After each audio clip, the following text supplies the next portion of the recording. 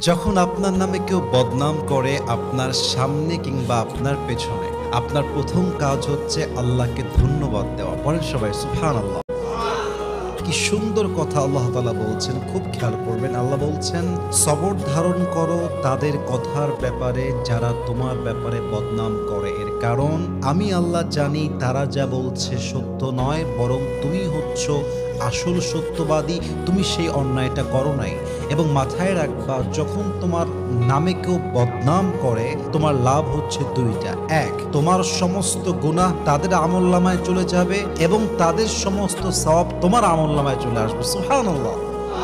তো যারা বদনাম করবে তাদের জন্য আপনি আফসোস করবেন যে ইস রে, আমার ভাইটা বুঝে না, আল্লাহ আমার ভাইকে তুমি হেদায়াত দান করো। কিন্তু মানুষের বদনামের জন্য, অন্যের চরিত্র নষ্ট হওয়ার জন্য নিজের চরিত্র নষ্ট করা, এটা বোকামি ছাড়া আর